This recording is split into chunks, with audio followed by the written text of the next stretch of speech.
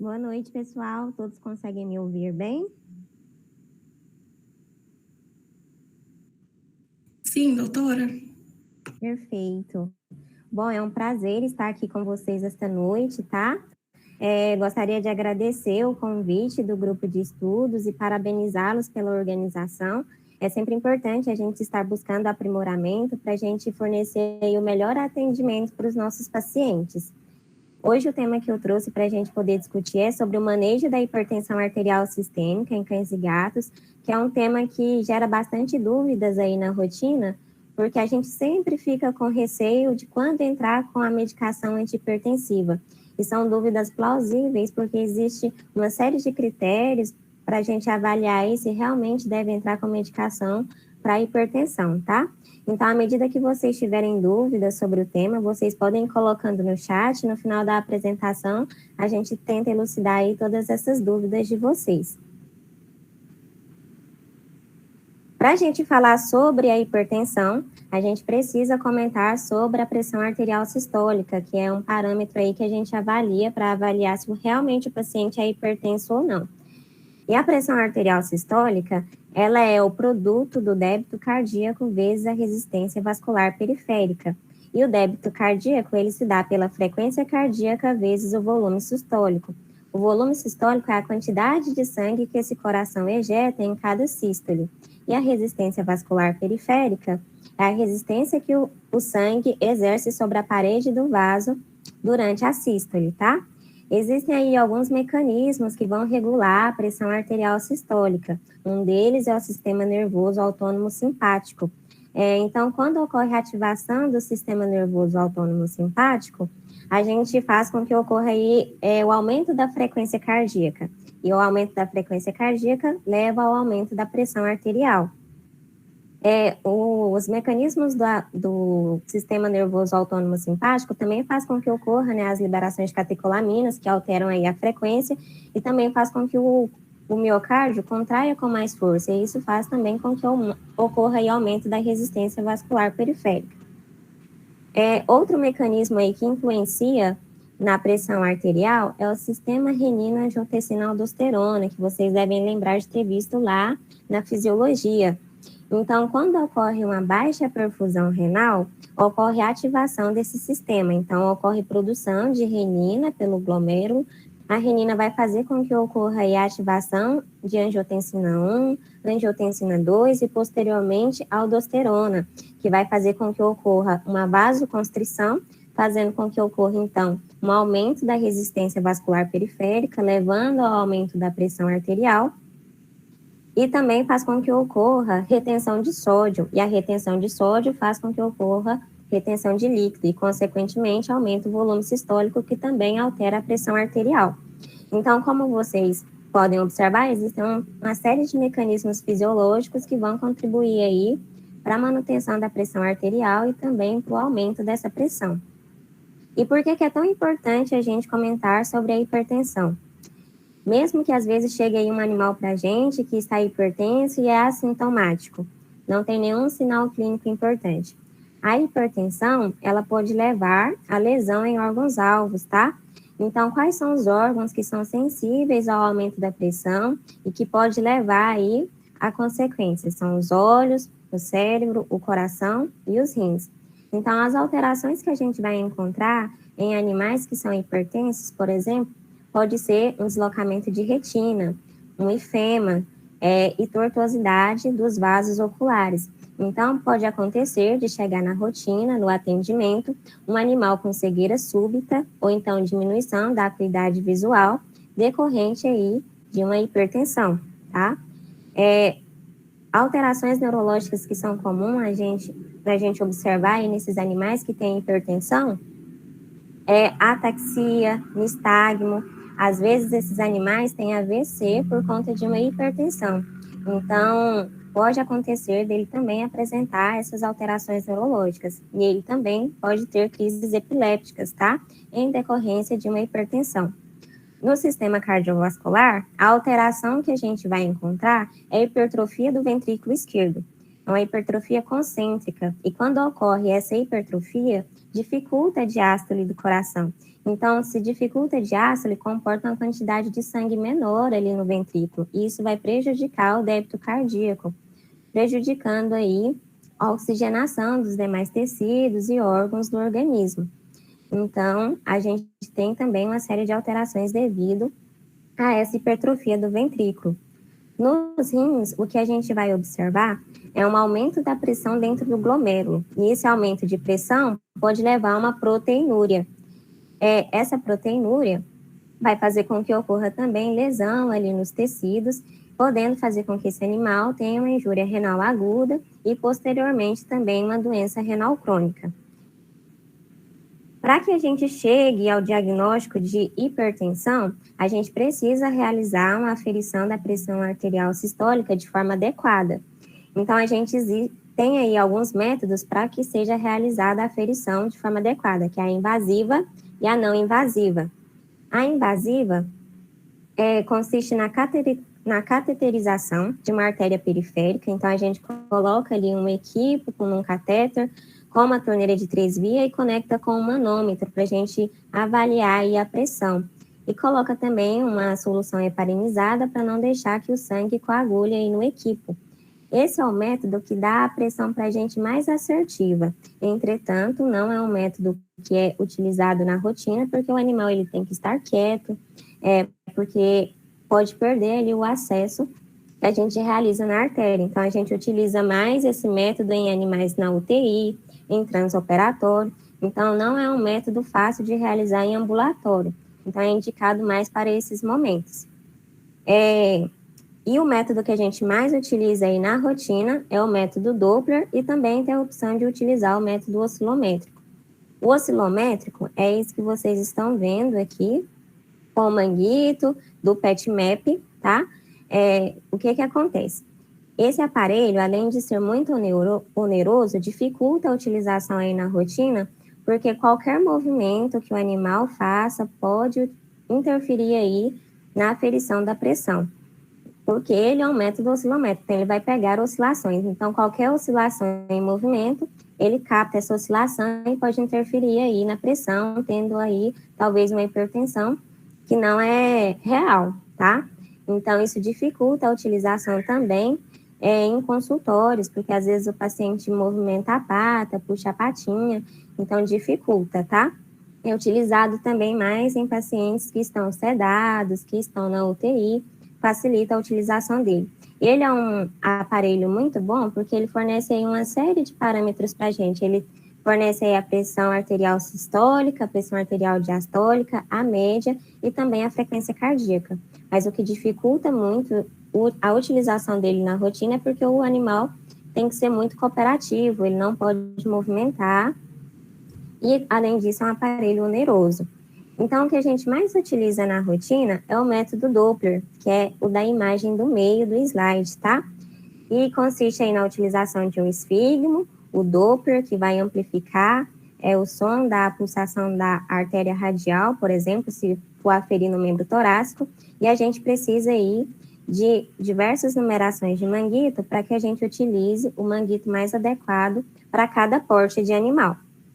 Então, é muito importante escolher o manguito correto para a aferição da pressão, porque senão a gente pode superestimar a pressão ou subestimar a pressão. Se a gente coloca um manguito muito pequeno em um animal que é grande, a gente superestima essa pressão. Então, a pressão, às vezes, que era para dar 120, sai 180, porque o manguito está pequeno, então está superestimando a pressão arterial. Então, o manguito ideal, ele deve ser de 30% a 40% do diâmetro da circunferência ali do membro, tá? Então, é sempre importante fazer essa medida antes da aferição. Outro fator que contribui também para a aferição da pressão arterial é realizar múltiplas mensurações. O ideal é que seja realizada aí de 5 a 7 mensurações. Sempre descartar a primeira mensuração. O animal, às vezes, estressa quando a gente vai colocar a pastilha do Doppler ali na patinha. E aí ele fica com medo, porque encosta o gel, que é gelado, porque está pegando na pata. Então, até que ele acostume com a aferição da pressão, isso pode dar aí alteração nos valores. Então, geralmente, aí a gente começa com a pressão mais alta na primeira aferição, pode começar aí com 150, 130, a depender do animal.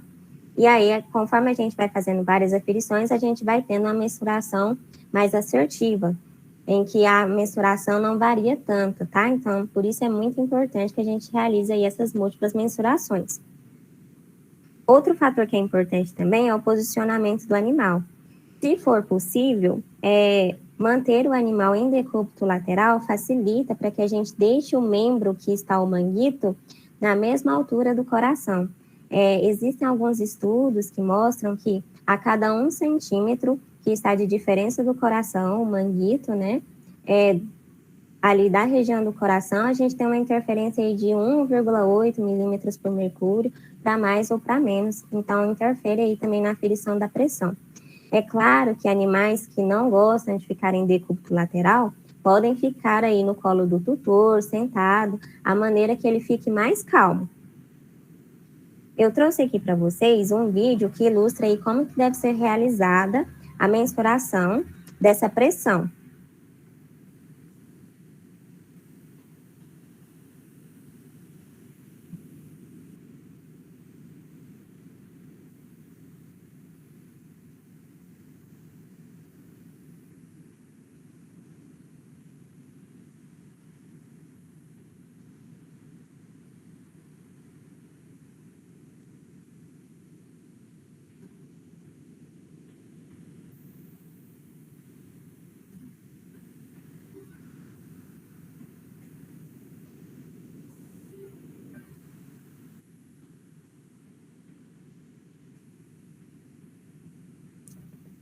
Só uma pausa, pessoal, para a gente comentar. Vocês viram que ela tem, né, uma fita métrica para verificar o diâmetro do membro do paciente, mas às vezes na rotina a gente não tem uma fita dessa, então a gente pode utilizar a própria mangueira ali do manguito para verificar o diâmetro, a circunferência ali do membro do animal, tá? E aí a gente, através da mangueira, do manguito mesmo, a gente verifica se está de 30% a 40% do membro, tá? Ela também colocou ali os fones de ouvido para evitar que o animal assuste com o barulho do Doppler e tá lá os manguitos que ela vai utilizar. Então, como tá aqui no vídeo, primeiro é necessário fazer uma aclimatação do animal para que ele não se estresse. Então, às vezes, quando ele entra no consultório, ele está agitado. Esperar um pouco, de 5 a 10 minutos, para a gente começar a iniciar a aferição da pressão. Então, esperar ele acostumar primeiro com o ambiente, tá? E antes de realizar os demais exames físicos, como temperatura retal, avaliar a mucosa, que são coisas que podem estressar o animal, é importante primeiro fazer a aferição da pressão, para evitar que ele se estresse nesse momento do exame.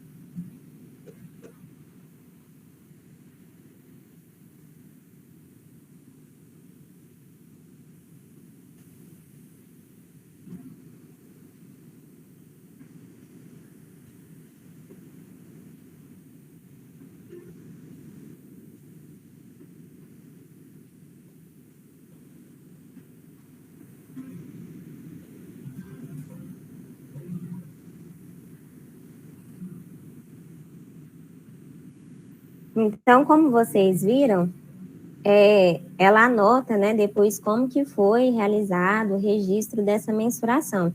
Então, é importante a gente ter uma ficha da mensuração da pressão arterial, para que a gente sempre tenha aí um padrão, principalmente se for aquele paciente que a gente está suspeitando que ele é hipertenso e que vai ser preciso aí realizar aferições ao longo do tempo.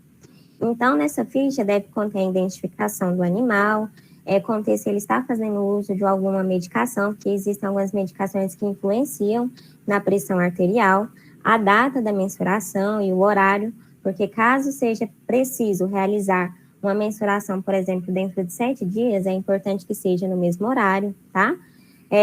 Quantas aferições foram realizadas, para a gente ter uma noção aí se essa aferição foi realizada de forma adequada, de 5 a 7 aferições, o valor da pressão, qual foi o valor obtido, e o local da mensuração. Foi no membro torácico esquerdo, no membro torácico direito, no membro pélvico ou na cauda. A alteração desses membros influencia um pouco, então sempre se a gente começar com o membro torácico esquerdo, a aferição, a gente tenta manter a aferição no mesmo membro, tá? É importante colocar também na ficha o número do manguito, para que a gente sempre utilize o mesmo número de manguito naquele paciente. Colocar também o posicionamento, foi em decúbito lateral, foi sentado, foi no colo do tutor, como que estava esse paciente? Ele estava tranquilo, agitado, tá? E a técnica utilizada para a mensuração, foi o método oscilométrico, o método Doppler, tá? E o horário da última medicação, caso ele esteja fazendo uso de alguma medicação para controle de pressão, ou então uso de algum corticoide que influencia aí no valor da pressão arterial. A gente tem um consenso, né, que foi liberado aí pelo ACVIM, que é o Colégio Americano de Medicina Veterinária Interna, então eles preparam aí algumas diretrizes que facilitam, né, para a gente estabelecer protocolos para a gente seguir a mesma linha de pensamento. Então, em 2018 foi liberado esse consenso e a gente tenta seguir ele o máximo possível aí na nossa rotina. Então, quando a gente tem suspeita que o animal é hipertenso, a gente mensura essa pressão e caso a pressão esteja abaixo de 160, a gente recomenda aí que o animal retorne dentro de 3 a 6 meses para realizar uma nova aferição. O valor de uma pressão aí ideal de um animal no consultório, a gente espera aí que seja até 150, tá? A partir de 160, a gente precisa avaliar se esse animal tem sinais de lesões em órgão-alvo. Caso ele não tenha sinal de lesão em órgão-alvo, a gente verifica essa pressão dentro de 8 semanas, se ele tiver uma pressão entre 160 e 179. Então, dentro de 8 semanas, se tiver com a pressão dentro desse intervalo. Agora, se ele não tiver sinal de lesão em órgão-alvo e tiver uma pressão acima de 180, a gente precisa repetir essa pressão novamente dentro de 14 dias, tá? Se dentro de 14 dias ele tiver uma pressão já abaixo de 160, a gente pede para o tutor retornar dentro de 3 a 6 meses para a gente verificar a pressão novamente. Agora, se dentro de 14 dias a pressão ainda está acima de 160, e aí está uma hipertensão persistente, a gente já recomenda a terapia antihipertensiva, tá? Agora, se o paciente ele tem uma pressão acima de 160 e já tem sinais de lesões em órgão-alvo, que são aquelas lesões que eu comentei com vocês lá no início da apresentação, às vezes cegueira súbita, alteração neurológica, proteinúria, tá? Ou então hipertrofia de ventrículo esquerdo, a gente já recomenda a terapia antihipertensiva. Aqui explica para vocês o risco de lesão em órgão-alvo a depender do valor da pressão arterial. Então, a gente já tem pré-estabelecido que animais que têm pressão entre 140 e 159 têm um baixo risco de lesão em órgão-alvo.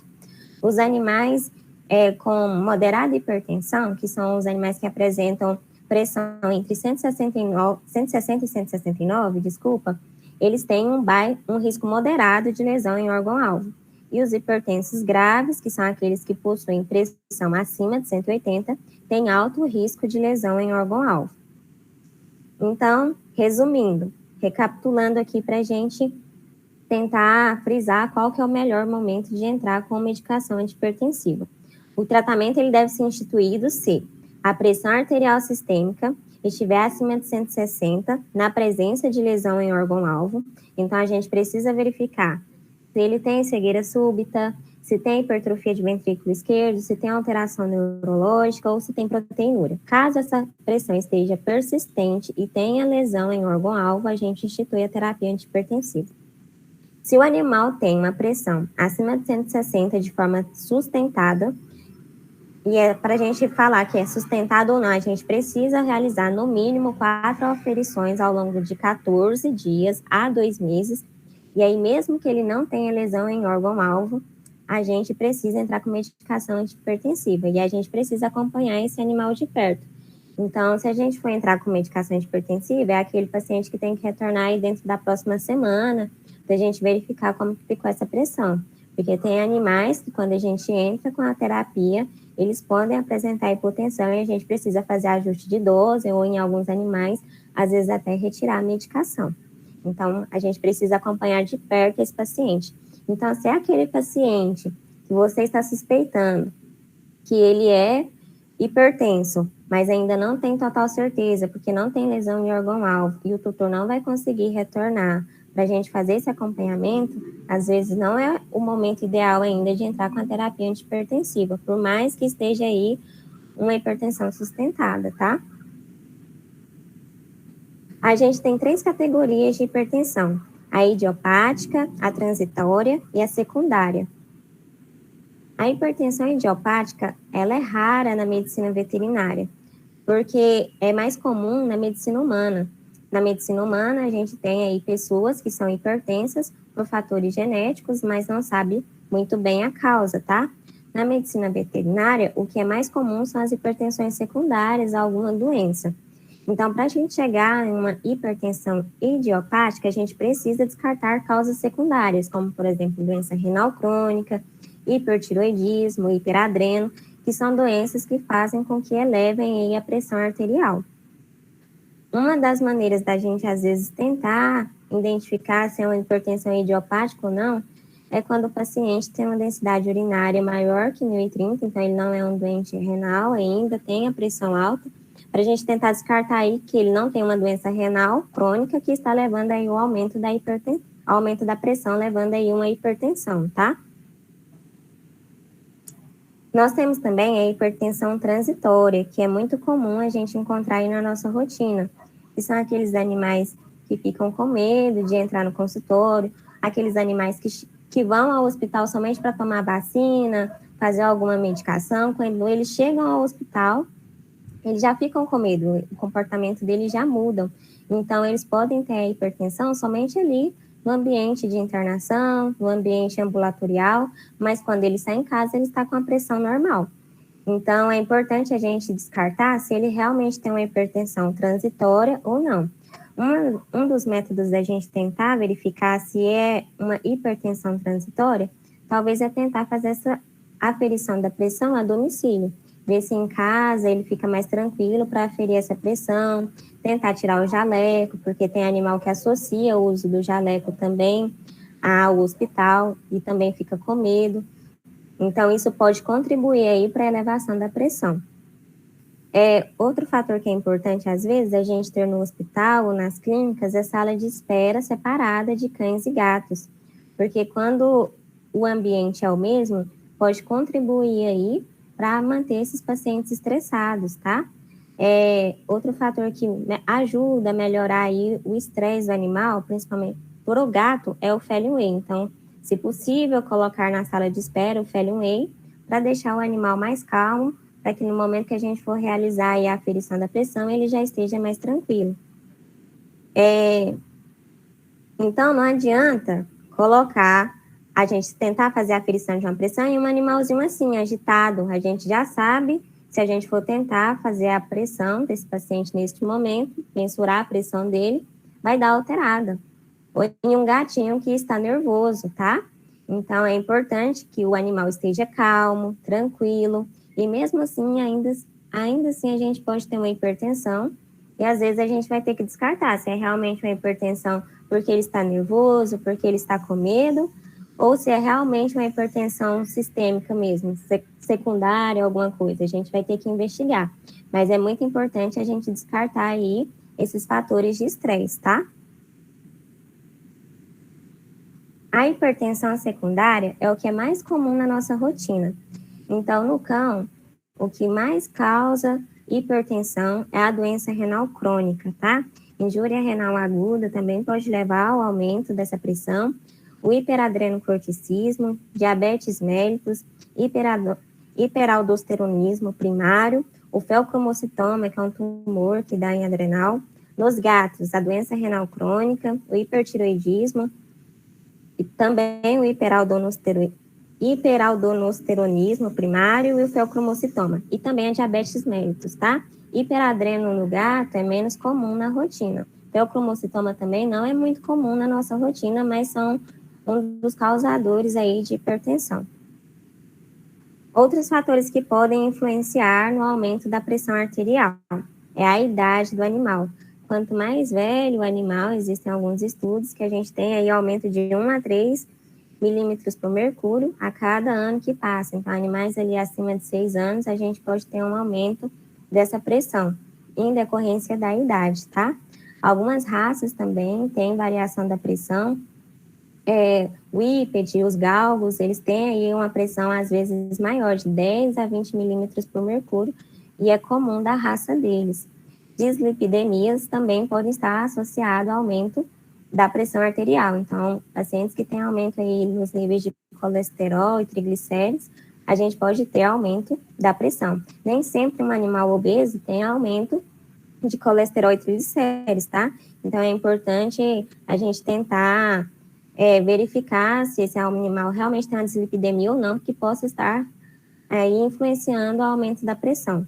O uso de corticoides também podem influenciar na aferição da pressão, no valor dessa pressão arterial.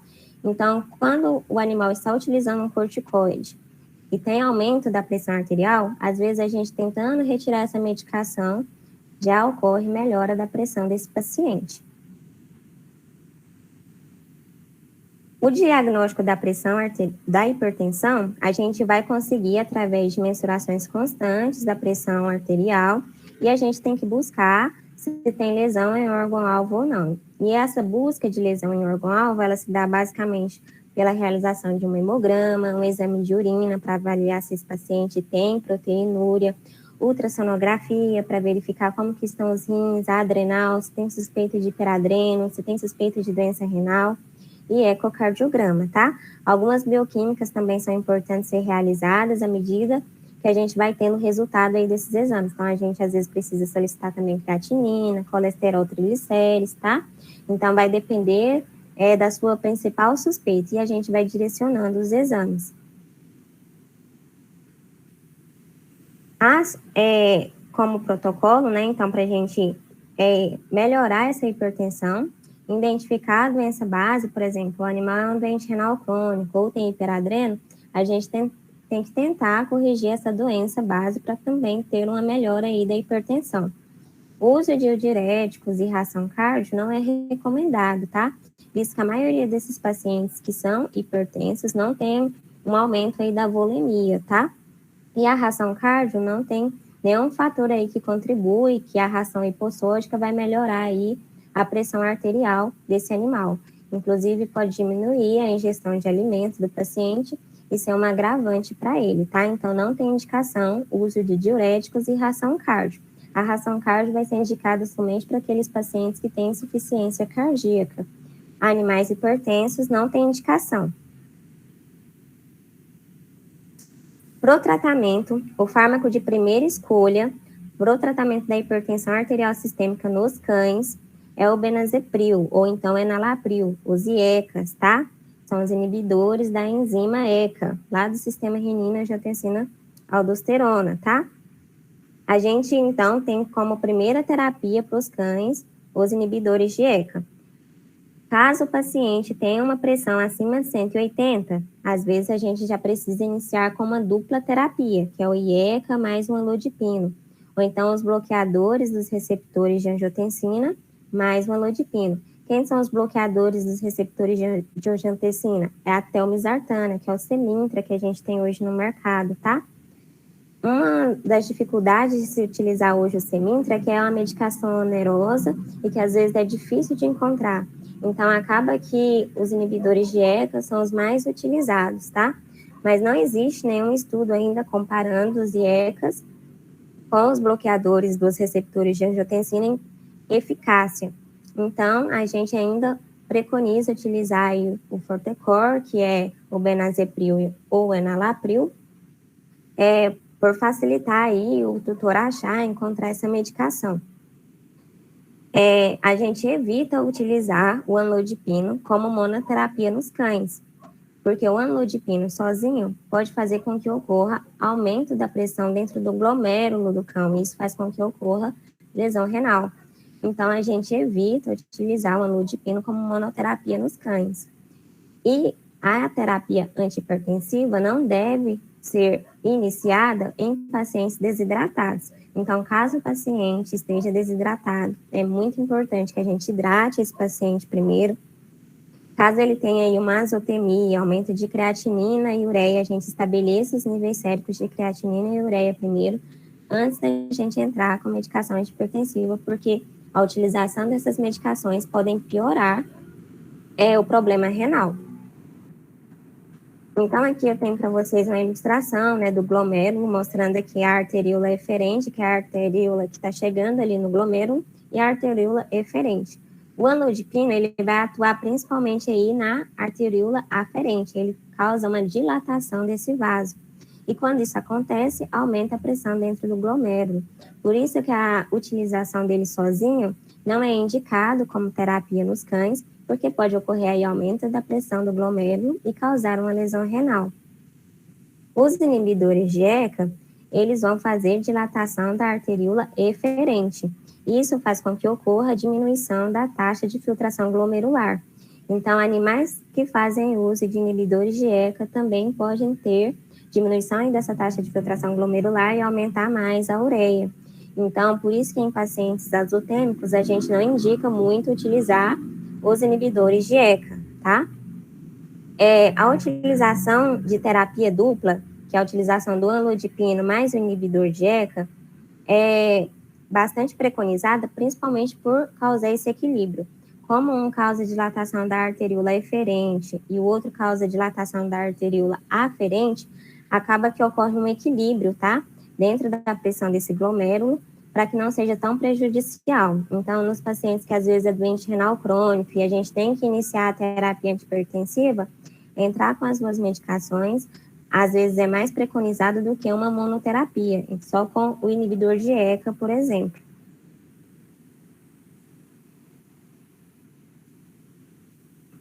Nos gatos, a medicação de primeira escolha é um anlodipino. E os gatos, diferente dos cães, eles não têm alterações importantes no aumento de creatinina e ureia quando utiliza monoterapia só com anlodipino. Quando o animal está proteinúrico, o gato está proteinúrico, a gente pode tentar associar um inibidor de ECA ou então um bloqueador dos receptores de angiotensina. Mas, às vezes, quando a gente entra só com anlodipino, já resolve a questão da proteinúria, tá? Os inibidores de ECA, em gatos, a gente tenta utilizar menos, porque os gatos são mais sensíveis aos inibidores de ECA, diferente do cão. Então, os gatos que são doentes renal crônico, por exemplo, já existem estudos que mostram que 30% dos gatos elevam os níveis séricos de creatinina e ureia, diferente dos cães. Então, os gatos são mais sensíveis aos inibidores de ECA. Então, nos gatos é preconizado utilizar os bloqueadores dos receptores de angiotensina quando está proteinúrico e não resolveu só com anlodipino. Uma das consequências da utilização do anlodipino é a hiperplasia gengival. Então, é um dos efeitos colaterais quando a gente entra com essa medicação. É raro na medicina veterinária, mas pode acontecer, é comum principalmente em humanos. Mas caso aconteça, é só a gente diminuir a dose da medicação, ou então, às vezes, retirar a medicação e a gente tem uma boa resolução desse problema. Animais em crise hipertensiva, que às vezes pode chegar aí na emergência com alteração neurológica, com pressão acima de 180, a gente tem que fazer a utilização de medicações injetáveis.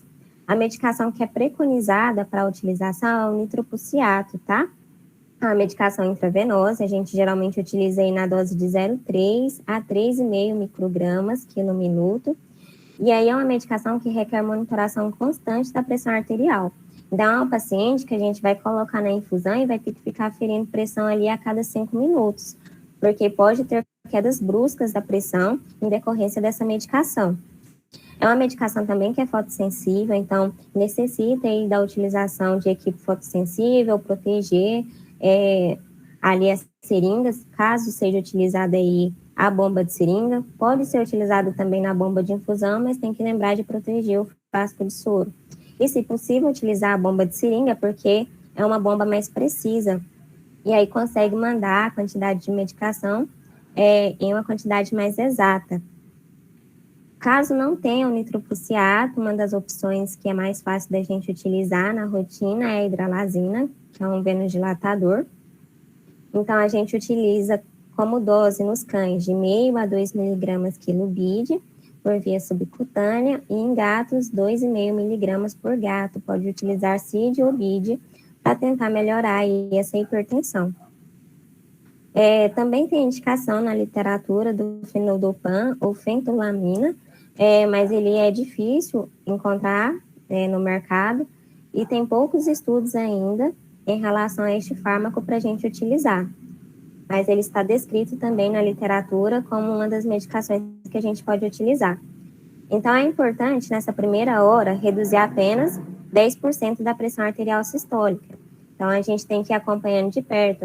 Essa pressão, ela não pode ter uma queda de forma brusca, senão o paciente vai sentir que está hipotenso, vai ficar fraco, letárgico. Então, tem que ser gradual a diminuição dessa pressão. Dentro de 4 horas, a gente espera aí que tenha reduzido pelo menos 15% do valor da pressão arterial sistêmica.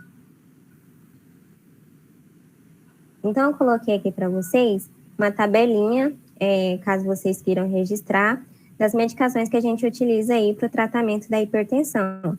Então, dos IECAs, a gente tem o enalapril e o benazepril.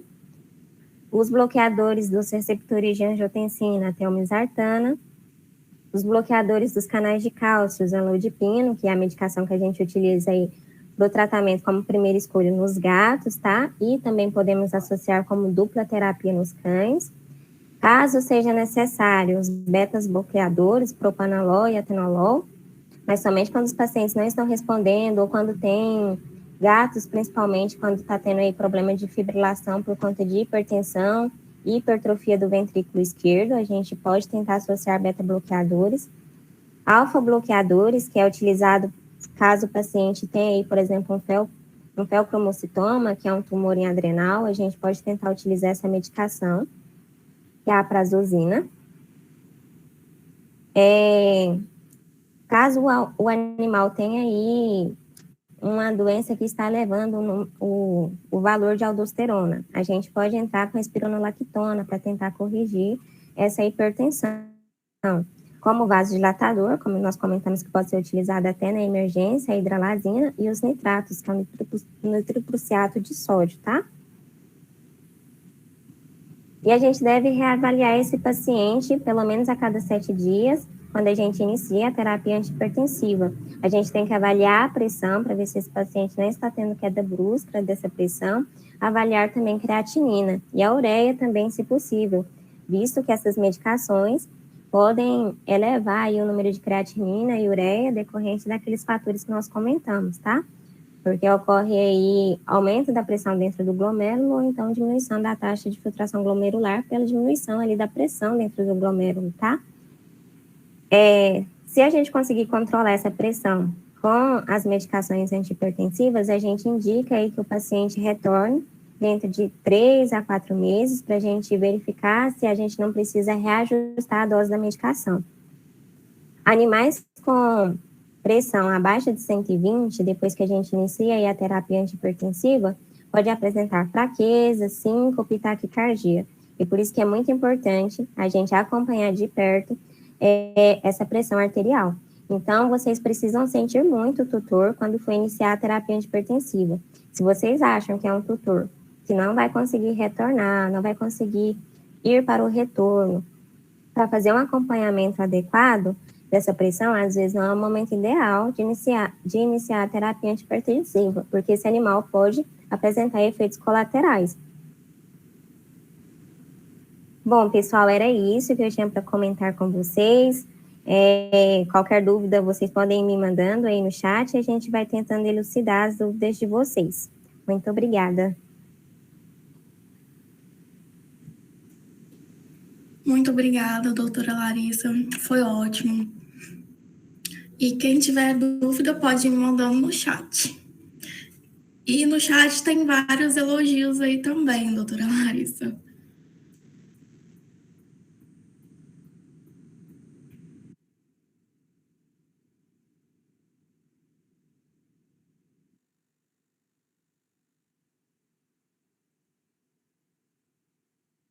Gente, acabou de enviar o link aí do formulário. Não esqueçam de colocar a palavra-chave para contabilizar a presença de vocês, tá?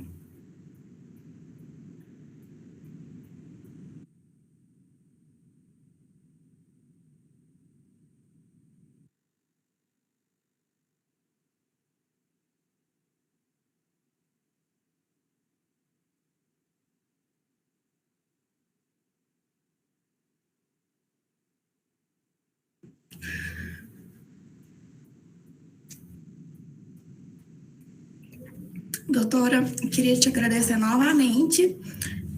E estamos finalizando a palestra. Foi ótimo e a gente agradece novamente por ter aceitado o convite. Ótimo. Estou vendo aqui que tem uma dúvida no chat, né? Qual a ração recomendada para paciente que tem uma hipertensão, né? Acredito que tenha sido essa a sua dúvida. Pacientes que têm hipertensão, a gente pode mantê-los na ração que eles estavam ingerindo, normal. A gente só precisa conversar com o tutor que é necessário a gente tirar aí os petiscos que têm alto teor de sódio, tá? Então, aqueles bifinhos que eles gostam de dar, é bom evitar. É claro que se você conversar aí com o tutor para retirar todos os petiscos, o tutor às vezes não vai aderir. Então, pede para ele então trocar o petisco, tentar fornecer uma fruta, uma verdura como petisco, mas retirar os petiscos, tá? E a ração a gente pode manter na ração que o paciente já estava ingerindo. Portanto, que não seja uma ração de baixa qualidade que tenha alto teor de sódio. Mas essas rações prêmios e super prêmios geralmente têm a quantidade de sódio ideal.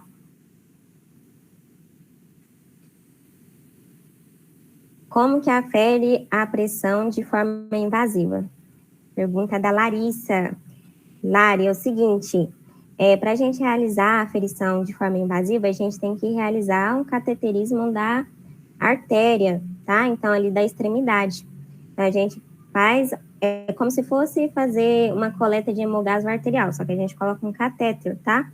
A gente coloca um catéter, prepara um equipo e conecta no manômetro e também prepara uma seringuinha com solução heparinizada para que esse sangue não coagule ali dentro do equipo, tá?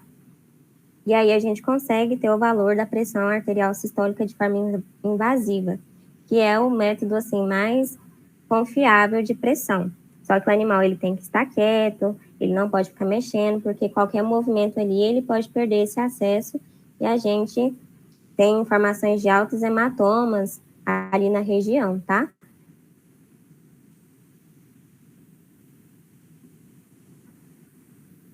Mais alguma pergunta, gente?